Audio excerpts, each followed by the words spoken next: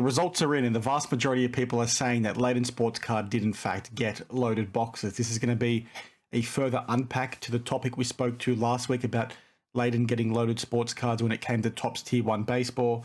There's a few more things I want to talk to there. There's some things that now tie into Mama Breaks, maybe getting loaded boxes as well for the same product. Most importantly, I want to talk to a response from Firehand Cards that I think might start to open the eyes for some people, because he was previously a very big detractor when it came to loaded boxes and things like that, and he shared some thoughts that I think is worth sharing with each of you. Now, if you're not sure what I'm referring to, it's this video in question over here, where I spoke to how Layton Sports essentially busted open Topps Tier 1 baseball a day earlier than release and essentially hit some pretty crazy cards. And I mentioned in that video that they weren't just getting, 1 or 2 case hits per case. They were getting upwards of 3, and they weren't just case hits. They were probably the chase products within that, within that set, which was quite concerning. And some of the cards in question were things like this Corbin Carroll 1/1 bat relic, or bat barrel relic, I think is how it's referred to. There's a Derek Jeter bat knob 1/1, and then a few other cut autos and 1/1s, etc. Basically, they opened, I think, 3 or 4 cases on the preview night and hit almost everything you'd want to try and hit, within that product if you were trying to buy into it. Now, I spoke about in that video how this was a terrible look for Fanatics Live, and I justified why we've got Fanatics Live maybe intentionally doing this, right? And this is just an opinion piece. But when we're seeing stuff like this, especially happening on preview night, and it's not just a breaker getting, a couple of extra case hits, it's getting the case hits, the product hits, that's where you start raising a heck of a lot of eyebrows. Now, off the back of this, I did in fact ask the question to people to say, okay, this product has just come out. What have you seen? If you are a breaker and you're busting this product, what are you basically seeing? And, I'd say 90% of the sentiment that I saw was people saying, we opened this, we got dog crap cards. I had people send me DMs that have bought the product themselves and said they were lucky to get back $50, as an example from this product. Yet you've got someone like Layton on the preview night, right? The night before this product released to the general public.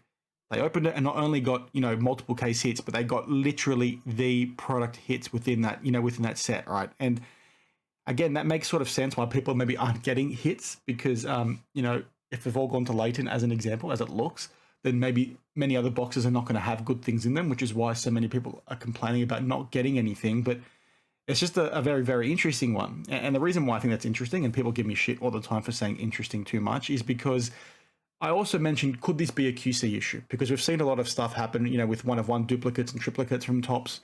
Was this like a poor packing attempt, right? Did they accidentally put too many 1/1s in these boxes? And I also put that question to people, and the general sentiment that I got back again was, no, it doesn't look like this is a QC thing. All the boxes I've seen, all the boxes I've ripped, we've not seen anything like this. This person over here basically says they ripped, or they saw 7 cases get ripped, and only a couple of 1/1s came out of that. You have many others essentially saying the same thing.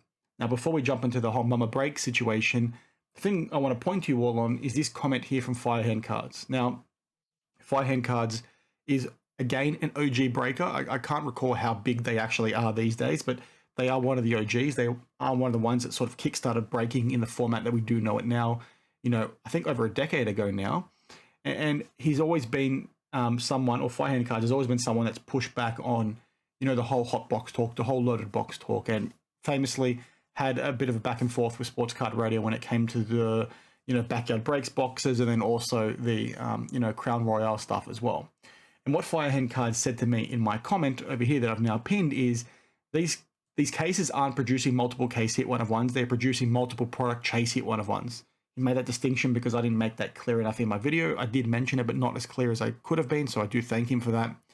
He says the fact that they're getting, product chase hit 1/1s coupled with early release breaks on Fanatics exclusive platform make the optics of this very interesting / concerning.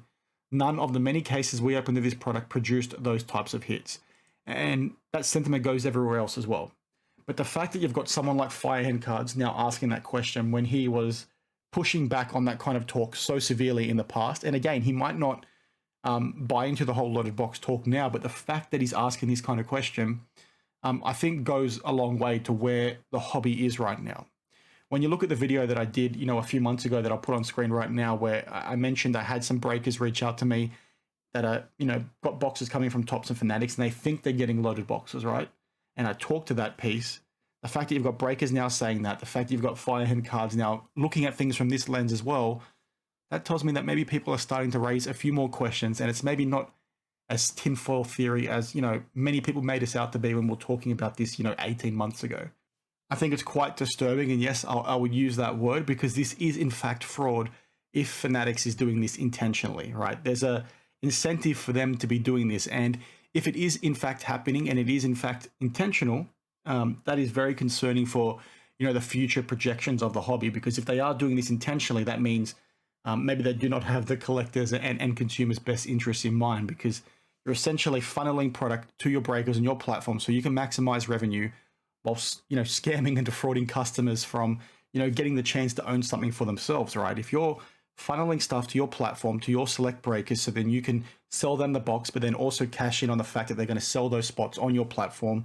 And by you setting hot boxes there, it means more and more people are going to use that platform because they want to be trying to chase those cards with the best breakers.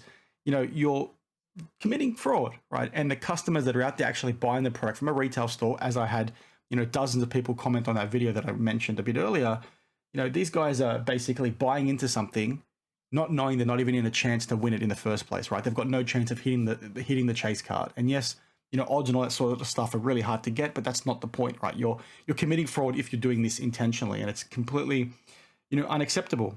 And again, this is something that I've been talking to since the rumors around Fanatics having their own platform first surfaced, right? I talked to this maybe being a risk with Whatnot, maybe doing the same thing, and how if the rumors around Fanatics and Fanatics Live, before we knew they were in fact creating one, if they were to do it, it would be so much easier for them because they literally produced a product, right? The risk there, the conflict is there, and it's just one that could, ruin the hobby, right? If this stuff becomes a bit more mainstream, especially if the rumors around Fanatics wanting to have a breaker exclusive product comes to light, because if that's the path they go down, right? And from Fanatics' mind, they want to 10 times the hobby. You've heard that number many, many times.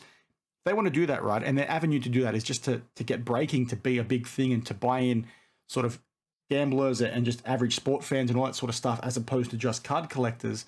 And this becomes the new norm. That's not going to be a fun environment, because some of you will say, well, what is the big deal? The breaks happen, the cards enter the secondary market, I can buy it then. But we've sort of seen what happened over the last 2 to 3 years, right? Breaking prices pushed card prices through the freaking roof. And most of the reason why cards are priced and so crazily like they are is, number one, obviously demand has come in, but it's also people trying to recoup the money they've spent on these breaks, which is, again, pretty disappointing and concerning to see if that's going to become the new norm as well. Now, I know I'm talking in circles, but hopefully you guys get the gist of what I'm trying to say there. Now, very quickly, we'll talk to the Mama Breaks loaded box situation. I know I mentioned this earlier in the video, but I went on a bit of a wild rant there, so please forgive me. But it does raise a lot more eyebrows, similar to what we talked about with Layton Sports, because Mama Breaks also has that Tops partnership. And we've talked to her previously when it comes to things like loaded boxes with Star Wars cards and the number of one-of-one superfractors she pulled from, the various Tops Chrome sets for Star Wars and things like that. And it's been a hot topic when it comes to her and maybe getting loaded boxes. But Raul from AIH Sports saw my Layton Sports video and decided to look into this a little bit further. And he noticed that she too also opened some Tops Tier 1 baseball product and did in fact also get some very, very nice cards that did also in fact have some very high odds of being pulled. I'll put a link down to his video below because he talks through the specific cards in question. I can highlight some now where she's basically pulling some, very high-end cards. It's nothing like what we saw from a Layton Sports perspective, but it's also worth, keeping front of mind when we're looking at this, sort of conflict of interest from, Fanatics Live and the partners that they have. And we see the stuff with Layton. Mama Breaks is also partnered with them, so maybe we're seeing something happening there too.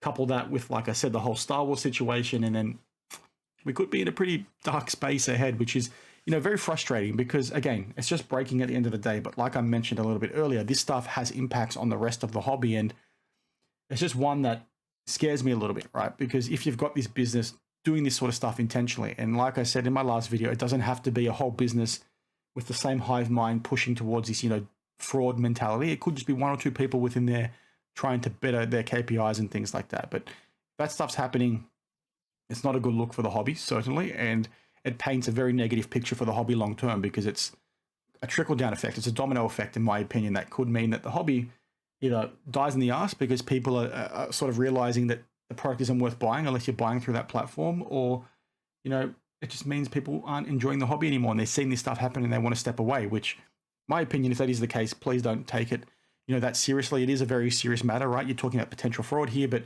you know, you can still buy cards and hang out with your mates and go to shows and have fun and all that sort of stuff, right? All this big business crap, yes, it ruins a lot of the fun, but it shouldn't ruin the hobby experience for you. So please don't let it. And yeah, bit of a rant today. Do apologize. I feel like I said that a lot. I think that's it, guys. I'll see you guys in the next one. Cheers.